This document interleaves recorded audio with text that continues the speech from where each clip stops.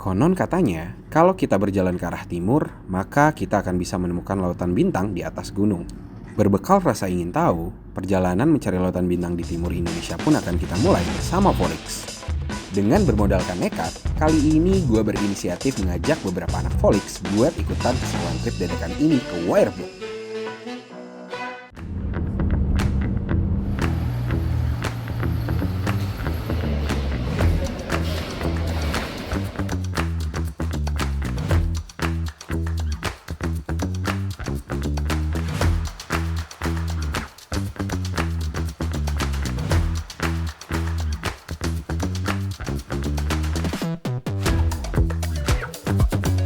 Gue dan teman-teman Volix sudah sampai di bandara sekitar jam 2 dini hari. Dan kita semua akan flight jam 4.30 waktu Indonesia bagian Barat. Karena masih lama, gue luangin waktu sebentar buat bikin video OTD deh. Hehehe.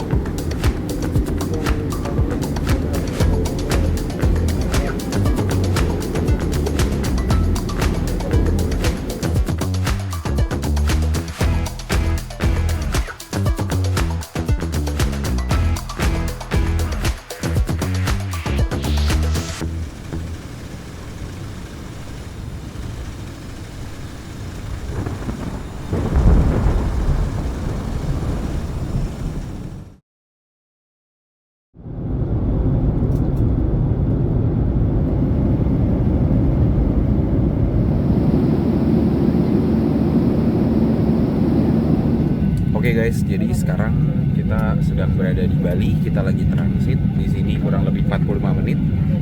Sekarang pukul 8.45 ya. Jadi setelah ini kita akan lanjut ke Labuan Bajo.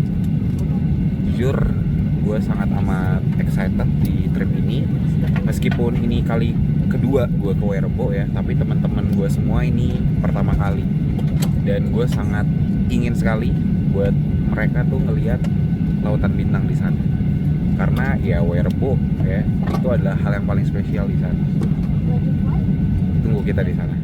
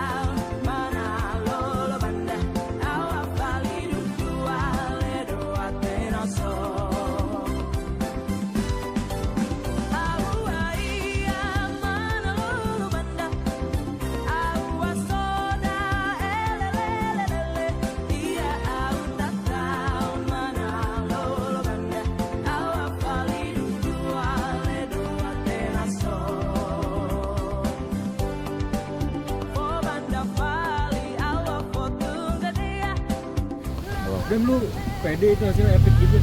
Oh, udah pasti sih, kan ada super steady-nya dia. Emang ngaruh ya? Wah, ngaruh banget. Nanti lihat aja nih hasilnya ya. Tuh, gak goyang sama sekali meskipun jalannya jelek. Ntar gue liat pas udah nyampe ya. Wah, bro. Guys. Kita harusnya lewat situ, tapi ternyata banjir banget. Baru sepertiga jalan, tiba-tiba cuaca berubah menjadi tidak bersahabat. Dan pas banget akses yang harus kami lewati ternyata dilanda banjir. Akhirnya mau nggak mau kami menunggu 2,5 sampai 3 jam sampai banjirnya surut.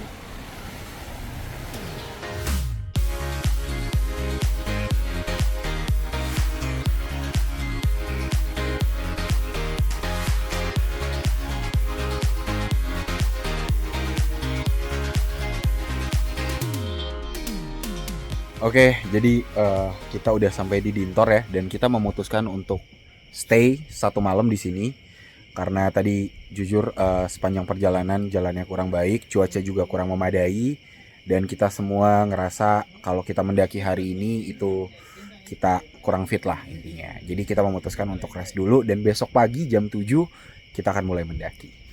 Jadi sampai ketemu besok pagi. See ya.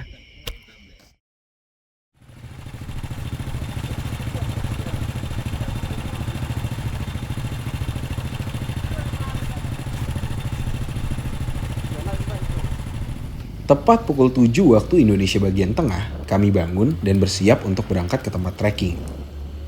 Untuk menuju ke sana, memang harus menggunakan motor karena kondisi jalanan yang tidak mendukung jika menggunakan mobil.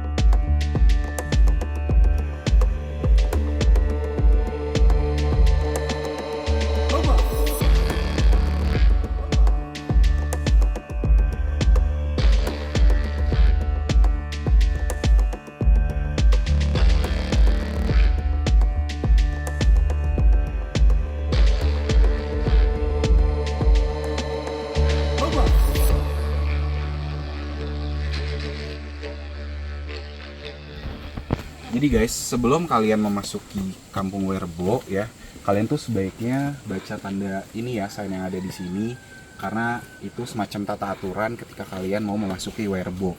Nah di situ di pesan nomor 1 ada bunyi yang kalian tuh harus bunyikan lonceng ya, itu sebagai suatu penanda. Nah loncengnya tuh ada di bawah sini, tuh. Nah ini sebagai bentuk izin ya, dan sebagai bentuk pemberitahuan bahwa akan ada tamu yang datang ke Werebo. Jadi mari kita bunyikan ya.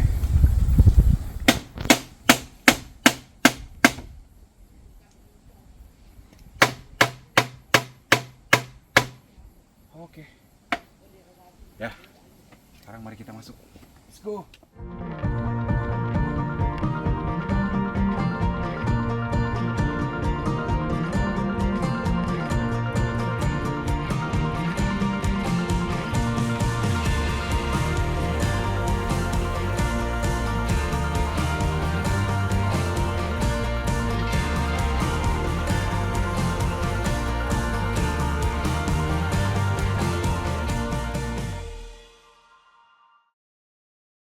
Dengar mimpo anak saya laut pulang diaman.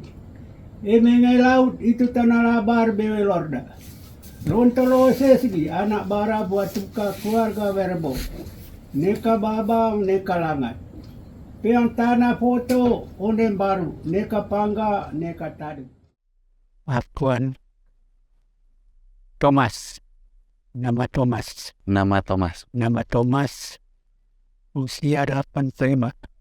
85 tahun. Ya sebagai ketua adat di sini. Sebagai ketua adat. Kalau Mas nih? Kan saya Lian, ya. Di sini saya sebagai perwakilan dari seluruh masyarakat untuk menerima tamu.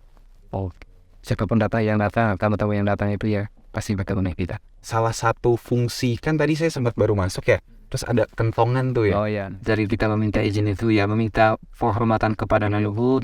Ya, jadi kita minta izin dulu kepada mereka biar mereka tidak bertanya siapa yang datang, karena kita percaya mereka masih hidup. Itu, ya, walaupun kita nggak bisa melihat mereka, makanya kita harus minta permisi dulu di tamu. Biasanya setiap hari interaksi antar warga atau kegiatan warga apa aja itu ya? Kalau interaksi antara warga atau kegiatan warga di sini itu berkebun, pada umumnya berkebun di sini. Berkebun. Nah, untuk berkebunnya itu sendiri apa aja ya yang menjadi komoditas utamanya? Oh ya, di sini tuh yang paling banyak itu kopi, bro. Kopi. Dan di sini memiliki 3 jenis kopi, yaitu Arabica, Robusta, sama Colombia. Lalu untuk kebutuhan sehari-hari seperti makan itu biasanya dipenuhinya dengan cara apa ya? Oh ya, untuk kebutuhan sehari-hari itu contohnya beras. Ya kalau misalnya beras, kita jual kopi yang kita tanam kita dijual, kemudian beli berasnya di bawah. Ya, karena kita itu memiliki 2 kampung, bro. Kampung Werebo ini sama Kampung Kombo, jadi kampung pemekaran. Ya. Kampung Kombo tuh ada di bawah dia. Di bawah. Bawahnya Dengek, Kampung Dengek. Ya. Masih satu desa lah dengan desa ini. Oke, berarti untuk memenuhi kebutuhan sehari-hari memang harus turun ke bawah ya. Iya. Kewajibannya harus turun. Kewajibannya harus turun ya. Pak Thomas, di sini kan saya hitung ada 7 ya, 7 rumah ya. Nah, apakah 7 rumah itu mempunyai nama dan adakah tanda tertentu atau maksud tertentu? Ya, di rumah itu karena kampung ini ada 7 pelindung. Iya, ada 7 pelindung. 7 pelindung ya? Iya, Ya, Oke. 7 tempat sini. nggak aman. Oke. Ya, Tapi saya penasaran untuk desa Werebo ini apakah pernah terjadi musibah mungkin seperti kena angin puting beliung Oh, iya. atau longsor? tidak. Tidak pernah ya? Kalau angin ya, tidak. Memang angin sering, tapi tidak pernah menjadi musibah. Oke. Kemudian gempa bumi juga sering, tapi tidak terjadi apa-apa, masih aman. Oke, berarti Karena kita percaya 7 tempat itu tadi. lalu untuk rumahnya sendiri namanya apa ya? Kan biasanya rumah adat itu ada nama ya. Iya. Ya, Nah, untuk rumah adat di Werebo, Namanya namanya itu Niang. Niang. Tetapi rumah adat yang di sekitar sini ada juga nama-namanya. Iya. Itu Oh gitu, jadi beda-beda. beda hina. Oke. Kalau untuk yang ini yang Niang kita Gendang. Niang? Niang Gendang. Niang Gendang. Ya. Kenapa disebut Niang Gendang? Niang Gendang bisa dia pada itu ya, karena di sini hanya di sini saja memiliki alat musiknya. Sebagai rumah utama gitu.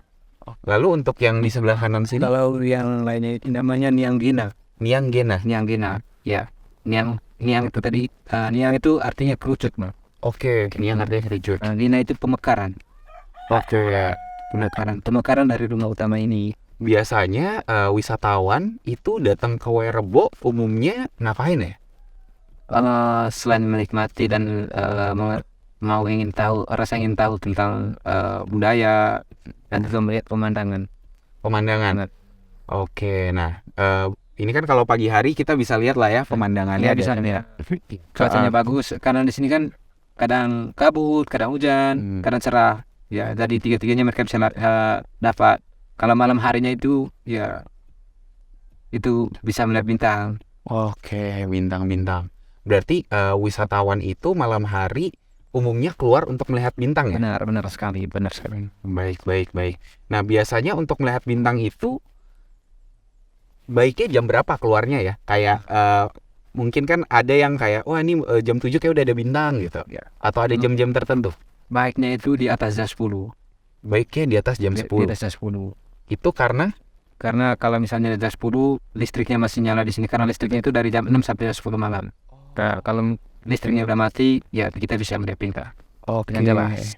Ya, nah di sini tuh biasanya banyak bintangnya itu di bulan apa ya, Pak? karena bulannya bisa juga di bulan kayak bulan kemarin bulan Maret, bisa bulan Juli juga bisa. Tetapi untuk tebak setiap harinya juga pada saat bulan itu sulit karena cuacanya itu yang sulit ini. Cuacanya benar-benar tidak bisa diduga-duga ya. Iya. Selalu berubah-ubah dia. Apakah warga Werebo sendiri punya nama untuk setiap bintang? Mungkin kan di setiap kayak kita lihat bintang, wah ini ada bintang yang paling terang gitu. Mungkin biasanya kan orang-orang Indonesia suka beri nama, itu mungkin bintang Saturnus atau apa gitu. Kalau di sini namanya tuh kalau yang misalnya pada saat subuh, jam subuh itu namanya itu Itala Gewang. Itu yang paling terang. Entala Gewang. Entala itu bintang. Oh, Entala artinya bintang. Entala Gewang. Gewang artinya? Gewang itu subuh atau pagi lah. Oke. Pagi. ya. Jadi mungkin kalau diartikan bintang yang paling terang di subuh. Iya hari. benar. Di pagi hari, di subuh hari. Wow. Umumnya selain di malam hari, selain melihat bintang, apakah ada kegiatan lain di Werebo itu sendiri? Karena sebelum COVID memang ada kegiatan lain sih, kayak kita ikut atraksi untuk malam harinya kita bisa melihat main alat musiknya itu, karena itu yang sering dilakukan. Kalau setelah COVID kita memang belum melakukan itu, tapi nanti kita akan tetap melakukan itu.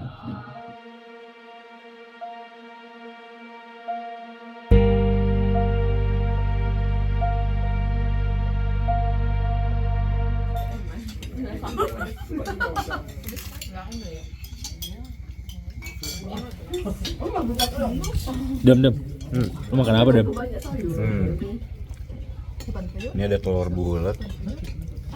Gue kurang tahu sih ini sayur apa. Sama kerupuk dan sambel. Tapi enak Kak, Jujur ini udah piring kedua, Pak. Piring kedua. Tapi satu lagi, lo penasaran nggak cara bikinnya itu gimana sih? Itu yang gue pengen tanyakan juga sih. Kepo banget gue ini bikinnya gimana sih. Jadi asapnya udah ada kan. Kepo banget sih gue kayak gimana. Atau enggak abis ini kita tanya-tanya ke ibunya gimana? Boleh sih, sikat aja. Sip, cus ya. Nah tadi Bu, saya udah makan ya masakannya dan jujur wah enak banget ya. Terus tapi saya ada beberapa menu yang saya kurang tahu. Kayak tadi sih saya lihat yang saya tahu cuma telur balado. Iya. Terus itu ada apa lagi tuh Bu tadi selain telur balado? Tadi saya lihat ada kerupuk. Nah itu kerupuk apa Bu? Dari talas. Talas. Iya. Oh itu diolah sendiri. Iya, diolah sendiri. Kalau sayurnya tadi sayur apa ya Bu? Sayur labu Oh sayur labu. dengan daun singkong. Tadi sih saya nyoba memang ada pahit-pahitnya, berarti itu daun singkong mungkin Iya, yang daun pahit ya. singkong, iya. Oke, sama tadi saya ada sambal ya. Iya, sama.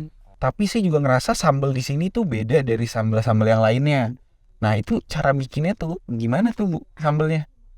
Sambal rawit, cabai rawit, diulek, Terus campur dengan bawang putih, bawang merah.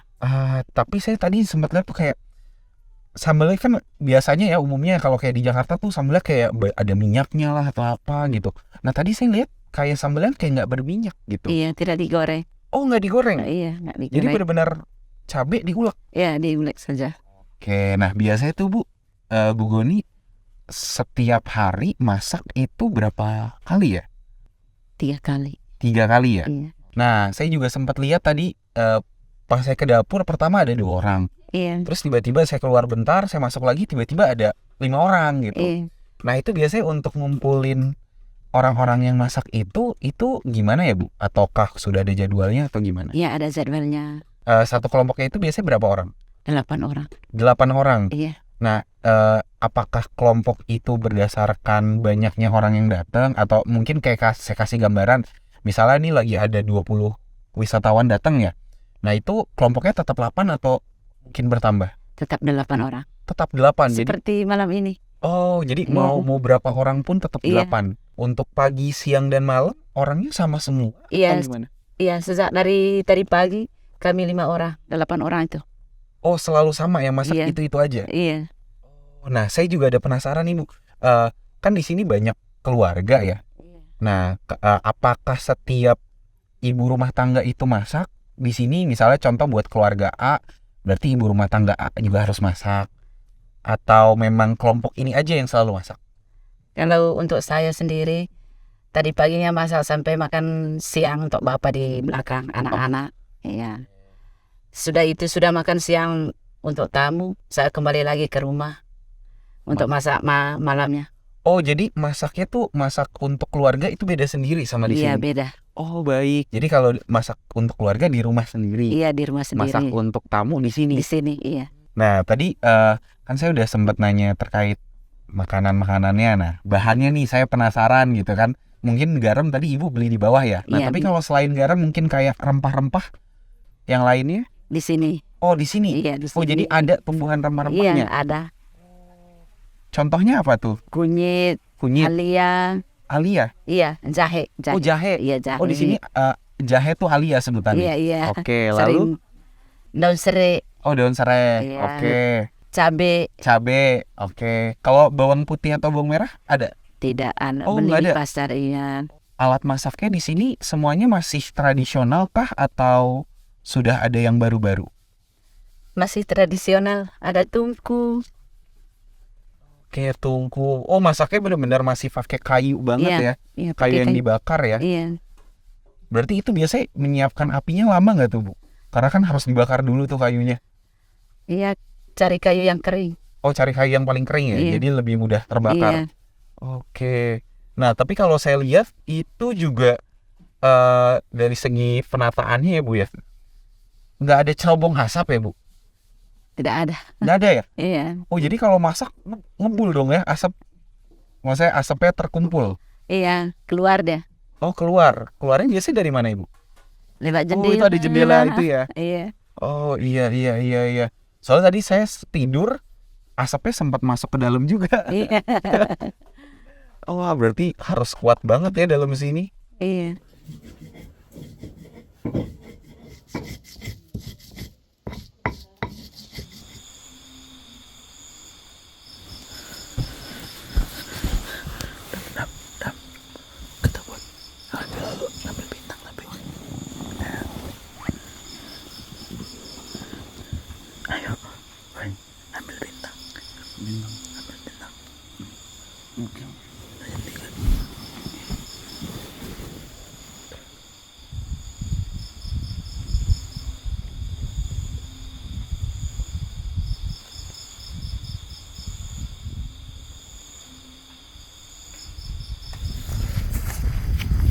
Yan, lu ngapain?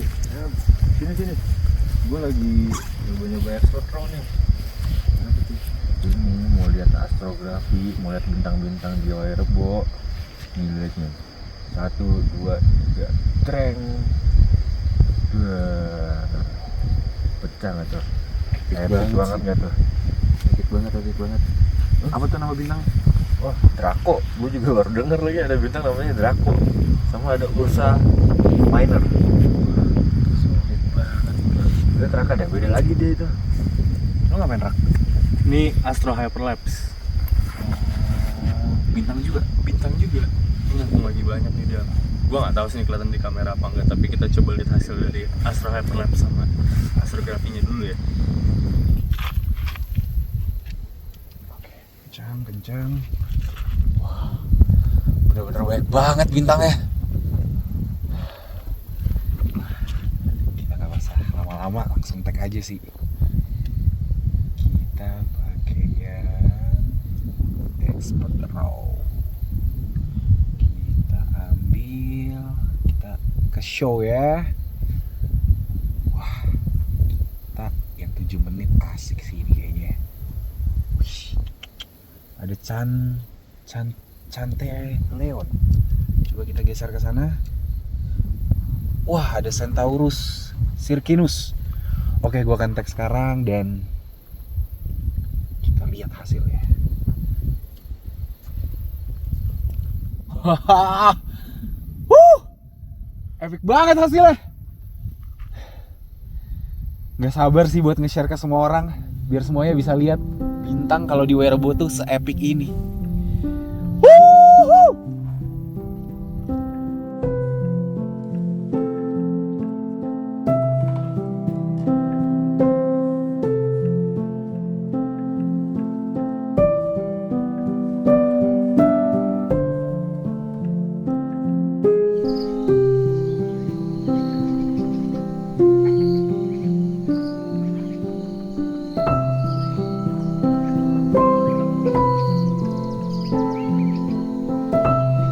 Pagi ini sebelum kami pulang, kami memutuskan melihat dan berkebun langsung bersama Pak Aven, seorang petani kopi Wairebo yang berperan besar pada sektor perkebunan di Wairebo.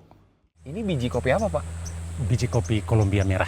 Colombia merah. Iya, Colombia merah. Oke. Nah, di sini biji kopi ada berapa tipe?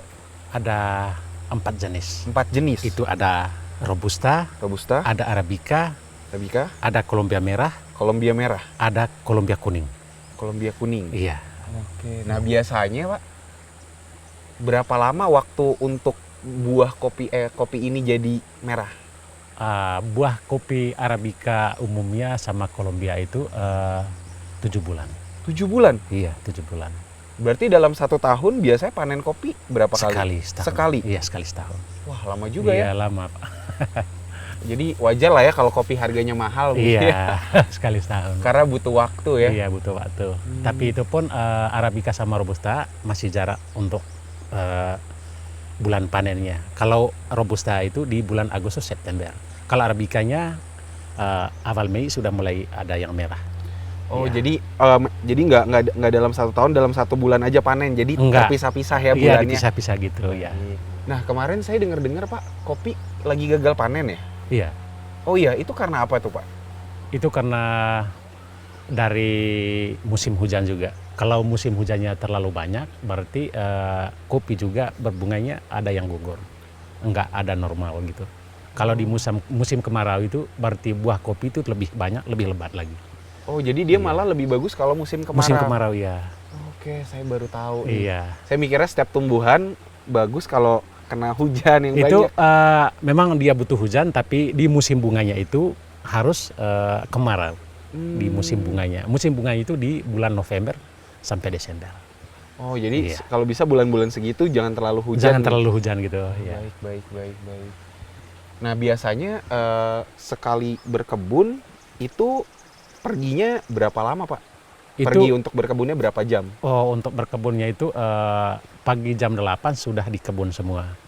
Karena sarapannya itu di jam 7, jam setengah 8 siap, jam 8-nya kita pergi. Berarti kita bawa bekal karena makan siangnya nanti di kebun. Oh, jadi bisa Iya. sampai 3-4 jam? Iya, 3-4 jam. Wah, lama Iya. juga ya. Iya, lama, Pak. Kalau ini Arabica. Ini ada Arabica, Pak. Nah, cara membedakan antara Colombia atau Arabica itu gimana, Pak? Kalau Arabicanya itu ranting-ranting itu atau batang-batangnya itu agak jarak dia. Kalau Colombia itu rantingnya agak rapat gitu.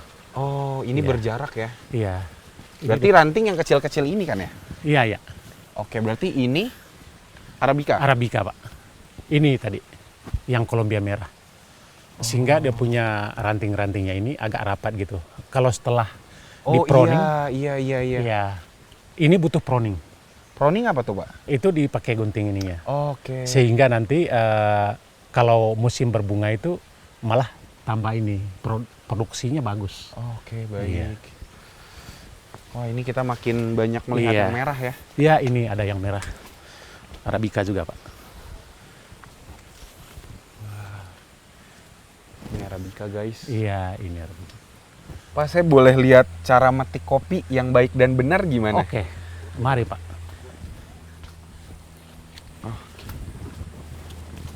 Iya. Ini betul-betul kopinya yang sudah bagus. Matanya sudah bagus ya. Kita ambilnya yang merah. Ini yang merah. Kalau ini mungkin 3-4 hari lagi baru kita ambil, baru kita matik. Kalau ini yang belum matang. Baik. Ini kita ambil yang merah saja. Ini, Pak. Iya. Oke. Saya boleh ikut metik, Pak? Ya boleh, Boleh. Pak. Iya boleh. Berarti yang merah ini ya? Iya, ambil yang merah, Pak. Dia metiknya tarik aja? Iya, tarik aja. Iya.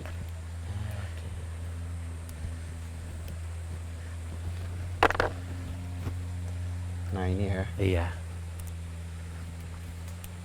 Dan kopi Arabica itu, Pak, kita matiknya jangan sampai nanti dia punya apanya nih, ininya tidak boleh dirusak, Pak.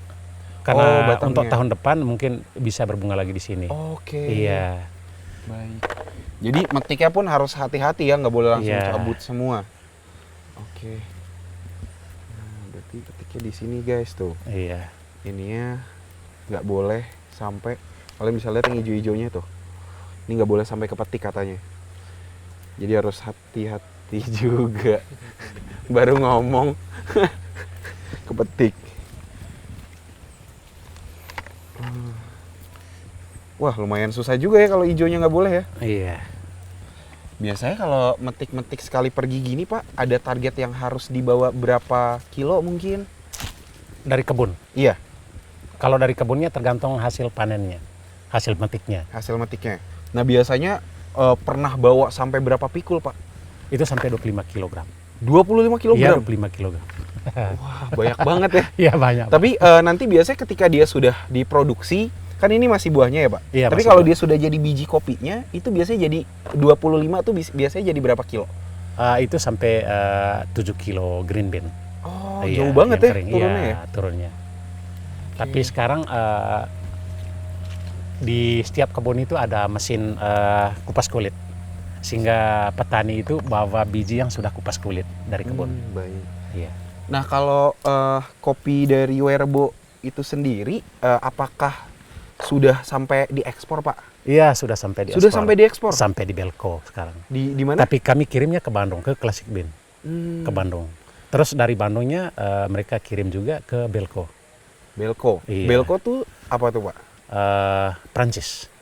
Oh, itu semacam perusahaan Prancis Iya. yang bikin kopi, biji kopi. Iya, biji kopi. Iya. Mereka pesannya kopi dari Verbo. Oh, Iya, mereka butuh setiap tahun itu 5 ton gitu. 5 ton. Iya, 5 ton.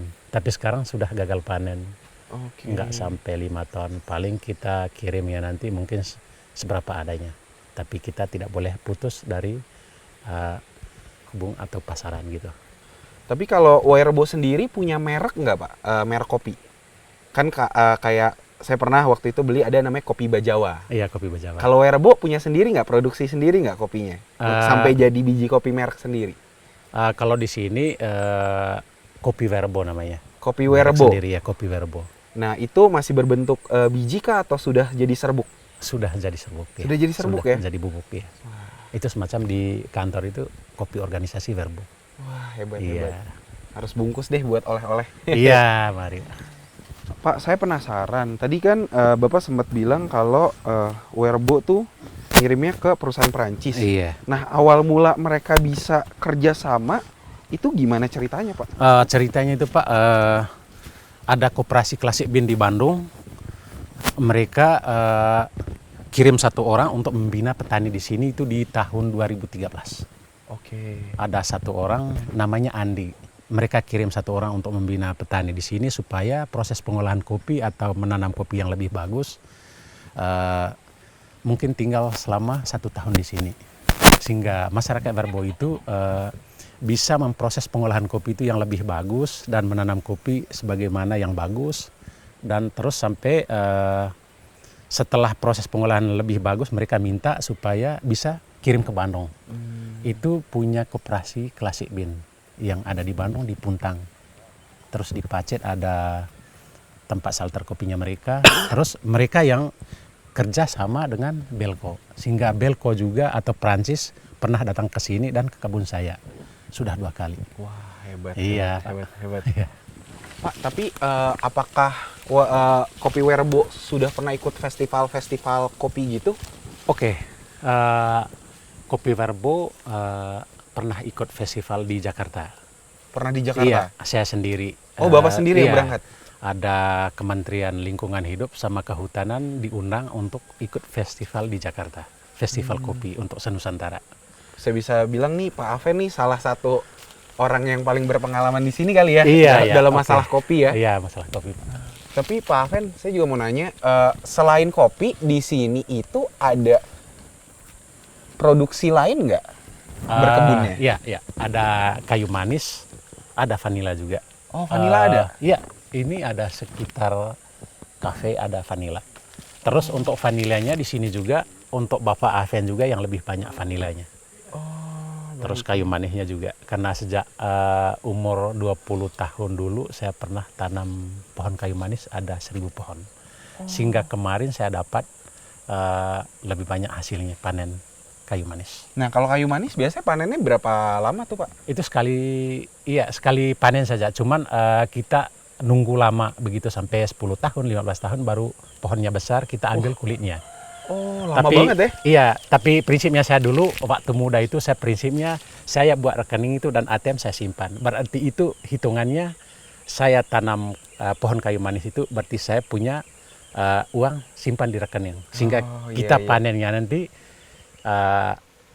di 20 tahun kemudian kita panennya karena kemarin saya dapat 200 juta. Iya. Investasi di Werbo ya modelnya. Kayak gitu, Iya, keren. Iya. Kalau anak muda di Jakarta biasa main saham, ini investasinya pohon. Pohon, iya. Hebat. Ya, anak muda wajib nyontoh Pak Aven nih. Iya, iya.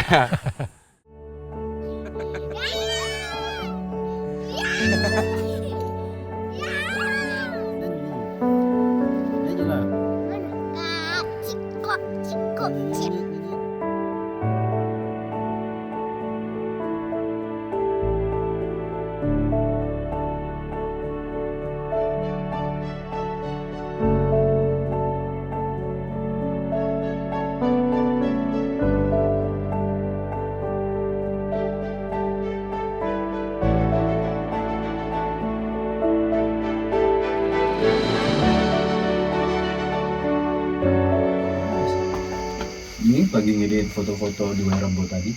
Tuh. Ini pakai HP doang hasilnya kayak gini. Jadi kayak lu tinggal nambahin warna yang mau ditambahin, kontrasnya atau shadownya segala macam, mau tambahin tinggal sini, simple banget cuy. Wah, ini udah kayak kamera tapi versi HP ya, bagus banget hasilnya. Yoi, praktis banget nih di sini. Dan hasilnya juga gak kalah keren gitu. Coba kalau lu zoom pecah nggak itu? Ya. Detail sih, bisa detail. Bisa dua sekali zoomnya. Gila nggak? Keren. Ya. BTW, tuh bocah lagi pada nongkrong di gazebo. Iya. Kesana aja lah kita join juga. Boleh sih, ini udah mau kelar. Sana kali ya. Ya. Coba. Oi, ngapain lu pada? Akhirnya perjalanan kita Yoi cuy. udah sampai di penghujung hari nih. Gue sih sebenarnya pengen nanya satu-satu ya pengalaman. Yakin ya. Iya. Gue bener-bener pengen nanya gitu kan, karena kan rata-rata kalian baru pertama kali di Rebo gitu. Nah, gue pengen tanya satu-satu pengalaman apa atau cerita apa sih yang paling menarik. Coba gue penasaran dari lu dulu. Ini mungkin standar banget sih, tapi menurut gue hal yang paling membuat gue berkesan adalah ternyata warga-warga Rebo tuh sangat terbuka dan sangat welcome kita banget gitu. Kayak gue nggak menyangka mereka bisa banyak cerita. Ya tadi ada Pak Aven yang bisa cerita dengan santainya soal dia berkebun kopi, ada yang dulu ibu masak kan. Ya, ternyata kita baru tahu ternyata dia sebanyak itu masak, yang kayak dia harus masak untuk wisatawan, juga harus masak untuk keluarganya. Jadi itu adalah momen yang menurut lo paling epic dari Iya, perjalanan. karena gue suka ada interaksi antara satu sama lain gitu, dengerin cerita orang gue suka.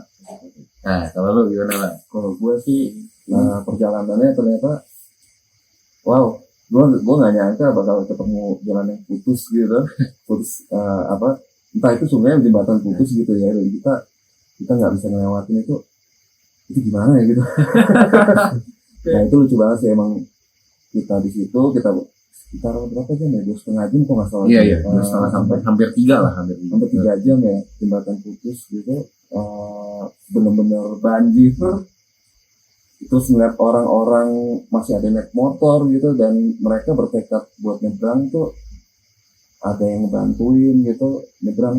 Itu pengalaman yang unik sih, karena kita ngeliat orang-orang rela ngebantuin untuk motor. Berarti ya momen yang paling menurut lo paling berkesan adalah ya pas pada saat perjalanan menuju Werbo itu sendiri. Oh, pas ngeliat orang-orang tuh pada ngebantu, saling ngebantu ya satu sama lain. Ngebantu. Nah gitu kita ngeliat hal-hal kayak gitu lah, itu hal-hal yang apa ya, Mungkin bisa gue bilang jarang ditemukan di kota lah ya. benar. Nah, lo Menurut gue pengalaman ini tuh pengalaman hal. kenapa tuh? Karena ini serba pertama untuk gue. Serba pertama semuanya. Serba pertama. Naik pesawat pertama juga? Enggak. Kirain. Oke. Tapi ini intinya pertama kali gue nunjukin kaki gue di tanah Flores. Oke. Ini pertama kali gue trekking. Jadi lu sebelumnya nggak pernah Gue trekking? nggak trekking. Meskipun kayak kan kalau di Jakarta kan orang biasanya suka main kayak bosan ke Cibodas yuk gitu, trekking di Cibodas, air Enggak. terjun. Karena gue anaknya rumahan banget sebenarnya. Jadi pengalaman pertama banget ya. Dan pertama kali gue produksi konten seperti ini pakai HP. Terus gimana menurut lu, kan lu berarti gua anggap lu biasanya pakai kamera ya. Kamera. Nah ini pas produksi pakai HP apa bedanya, dan lo ngerasa apa yang paling unik gitu? Pokoknya awal gue dikabarin tuh gue pucat banget ya. Kenapa? Karena gimana nih? Biasa lu syuting pakai kamera ya kan. Tiba-tiba lu dikabarin kita berangkat ya kemana, ke Werbo Flores. Oh, oke. Tapi pakai Samsung S23 Ultra. Oke. Iya kan. Gue bilang, ini HP. Iya. Seriusan pakai HP nih. Iya. Di situ gue pucat ya, karena ya gue nggak pernah, gue bilang kan, jadi kayak ini pengalaman pertama gue untuk syuting produksi konten tuh pakai HP. Awalnya emang underestimate sih, cuman ketika akhirnya gue iyain, gue accept lah challenge itu segala macam. Ketika gue di lapangan, ya gue pede sih akhirnya, karena ya setelah lo nyoba sendiri gitu kan, lo kan nyoba juga kan. Gue juga nyoba sih, dan gue juga sebenarnya cukup kaget ternyata hasilnya tuh di luar dari ekspektasi gue sendiri gitu loh. Kayak contohnya kan gue kebetulan memang orangnya outdoor activity banget tuh, dan gue banyak bergerak dan sebagainya. Nah kemarin pas gue rekam pakai tuh HP ya, voice-nya itu gokil banget, epic banget, bener-bener. Bahkan ada satu momen ketika gue naik motor ya, gue tuh biasanya tuh kalau gue naik motor ya naik motor udah pasti goyang-goyang kan gitu. Tapi ini gue dengan megang satu tangan, terus gue adalah rekam kalian tuh waktu itu lagi naik motor juga, tukang ojek yang ngebut sambil nanjak itu kan. Pas gue liat footage-nya tuh sama sekali gak goyang, bener-bener stabil. Iya, ini HP tuh gokilnya juga sampai ke durability ya sih. Nah Yang maksudnya bikin gue pede tuh akhirnya, ini gue syuting outdoor ya kan, pakai HP ya kan. Kondisi kadang hujan, kadang enggak, kadang hujan, kadang enggak gitu. Pikiran pertama gue adalah, ini kan air gimana ya? Tapi kan pada akhirnya coba gue ngambil B-roll, lo nyipratin air ke HP. Iya, gue inget. Itu gue udah gak takut, karena gue tahu, oh ternyata si HP ini, si Samsung S23 Ultra ini kuat banget sih, dan gokil. Setuju sih itu. Sebagai orang yang suka pergi ke alam ya, gue harus mengatakan the best. Nah terakhir nih, lo aja. Yoi. Mereka tuh kayak yang setia gitu loh, kayak nggak lupa kampungnya gitu. Kayak mereka di kota sekolah sampai jenjang kuliah segala macam, mereka tuh kayak balikin ilmunya itu ke tanah leluhur mereka lagi gitu. Kayak apa ya, ikatan darah mereka tuh kuat banget gitu. Kayak mereka nggak lupa diri gitu. Jadi benar-benar yang paling berkesan buat lo itu adalah gimana warga masyarakat sana itu mempertahankan budayanya ya, dan mereka tetap, dan untuk pemuda apapun kegiatannya di luar sana atau di luar Werebo, mereka tetap ingat dan mau memajukan Werebo ya. Itu keren sih. Mereka lebih indie daripada band indie. Iya. Di tanah sendiri. Iya. Nggak peduli mereka. Bikin nggak peduli. Iya. Ini tanahku, ini kelahiranku, aku mau ini. Gua kali ya, kan dari tadi udah kalian nih, berarti tinggal gua kali ya. Gua ya. Lu nanya mulu kita. Iya makanya. Gantian. Kalau gua jujur sih, selama gua 4 kali ke Werebo ya, gua tuh selalu amazed sama bintang-bintang yang ada di sana, terutama kalau misalnya cuaca lagi bagus ya. Kan gue 4 kali ke sana dan 2 kali doang gue pernah dapet bintang yang bagus, termasuk yang kemarin kita gitu ya. Kita dapat lautan bintang kan. Dulu waktu gue pertama kali itu ya gue belum punya alat yang memadai, jadi gue nggak bisa nge-capture bintang-bintang itu dengan bagus lah intinya. Tapi kemarin ya, kebetulan teknologi udah maju banget dan kita bawa Samsung S23 Ultra ya, yang gua kaget juga itu banyak banget fitur-fitur yang sangat amat memadai untuk foto bintang, salah satunya astrofotografi ya. Nah itu tuh, wah pas gua coba, gue bener-bener sekaget itu karena gue bisa lihat nama-nama bintangnya di atas. Itu bener-bener bikin gue enjoy banget, nikmati setiap momen yang ada di Werebo ketika malam hari. Bahkan kalau disuruh gue nggak tidur ya untuk menikmati bintang, itu gue pasti akan nggak tidur gitu. Dan mungkin orang kalau ke Werebo juga khawatir karena kan di sana pada dasarnya tidak ada listrik ya, nggak ada listrik kan di sana ada jam malamnya gitu kan. Tapi kaget juga gue ternyata sepanjang kita berjalan ya kan dari kemarin ya, itu baterai dari Samsung S23 Ultra ini benar-benar awet banget gitu. Dan benar-benar meskipun kita udah pakai video, foto, bahkan nangkep bintang, sampai kita pulang lagi itu masih ada baterainya. Dan itu kan kurang lebih 2 harian ya kita beraktivitas full gitu. Paling berkesan itu sih. Untungnya teknologi sekarang udah maju, memadai juga. Akhirnya gue bisa 100% menikmati keindahan bintang di Werebo. Dengan hasil yang seketik itu, menurut gue perjalanan kali ini itu perfect banget sih. Gak perlu dicari, ternyata indahnya lautan bintang di desa Werebo akan selalu menghiasi langit malam untuk kita nikmati. Menjadi keindahan khas yang tak terlupakan yang kemudian dikenal sebagai surga di atas awan. Perjalanan kali ini benar-benar di luar dugaan kami. So here we are, just wanna share the epic.